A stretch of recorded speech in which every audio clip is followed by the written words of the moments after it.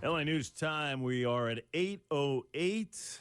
Spotlight on Long Island takes us to the town of Great Neck as we bring in a leading physical therapy doctor, Dr. Attilio Pensavalle. Doctor, good morning. Welcome aboard.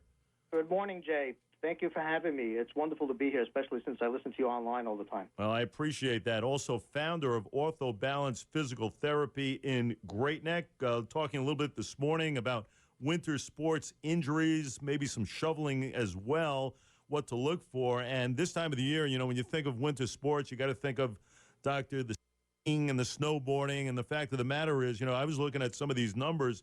I mean, they are incredible as far as the amount of injuries as far as increasing are concerned.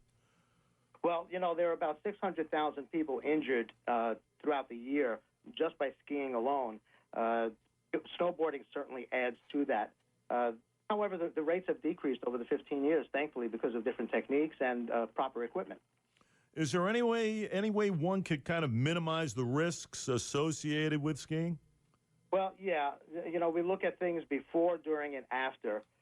Certainly, preconditioning is very, very important. You should start maybe 6 or 8 weeks before the season starts, before you intend to participate in the sport.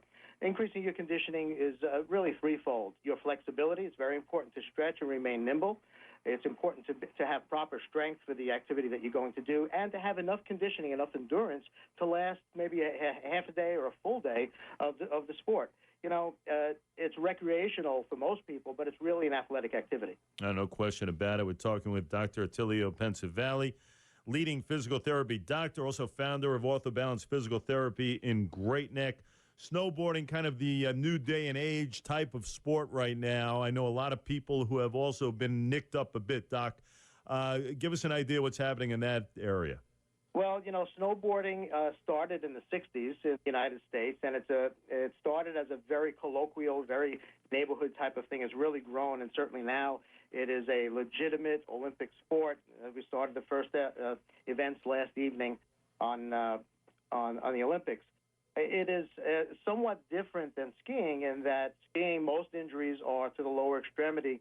Snowboarding, because of the different tricks involved, different movements, most injuries are to the upper extremity. It outweighs skiing by 2 to 1, upper and lower, versus 2 to 1, lower and upper in the legs.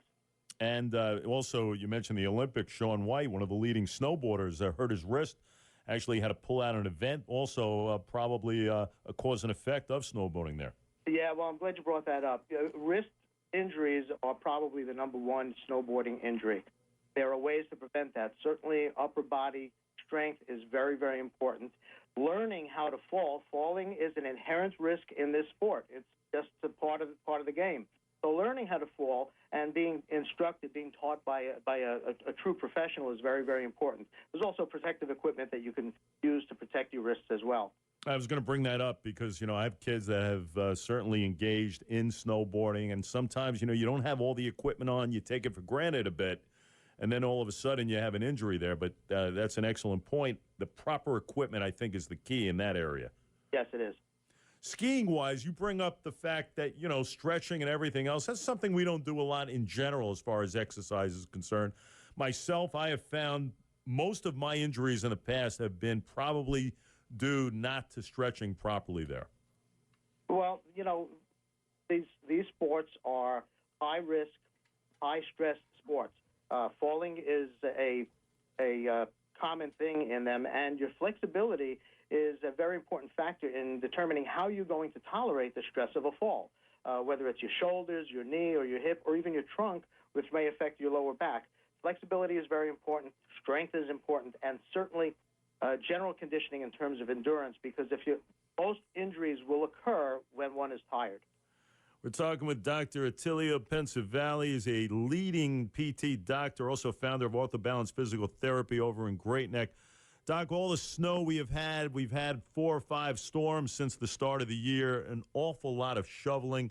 If we don't have the snowblower, we're going to be doing it a lot, with a lot of exercise out there. It's good cardio, but still, I would think you have seen a ton of injuries regarding this stuff. Oh, we see it every year. I don't know who ordered the snow, but I'd like to speak with them for 5 minutes alone. Yeah, snow shoveling is not a recreation. Most people do not find it the highlight of their day, Yeah. but it is no less a high-risk, high-stress activity, similar to something like skiing or snowboarding, although it's not as recreational and fun. But there are certain things you can do.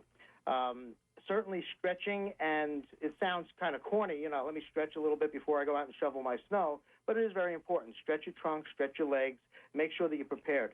Another thing, your feet are very, very important while you're shoveling snow. You need to wear good footwear, especially good warm socks. If your feet start to get icy cold, then the rest of the body will start to follow through.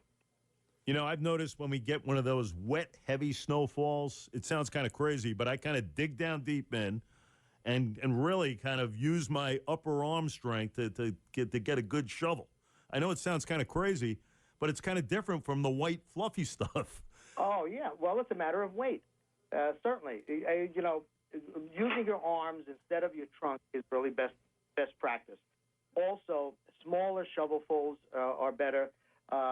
With light snowfalls, it's certainly better to push the snow rather than shoveling it and lifting it. Another thing that we look at is your body mechanics while shoveling, keeping your knees bent a little bit, again, using your trunk a little bit more, and they are available now, offset shovels. If you've ever seen a shovel with a little angle in it that lowers the paddle, those are very, very good because it requires less bending of your back and trunk that always leads to back trouble. That's a good point. In the old days, you used to get just those flat shovels, but now you can have more on the shovel with those curvatures involved, and that's a great thing.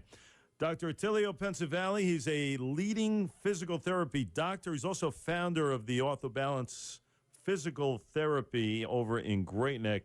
Great information, great stuff, Doc. Thanks for coming on this morning. Thank you, Jay. Have a good day. You got it. LA News Time is 8:15. We give you the traffic and weather every 10 on those fives. Here's a quick look at the road.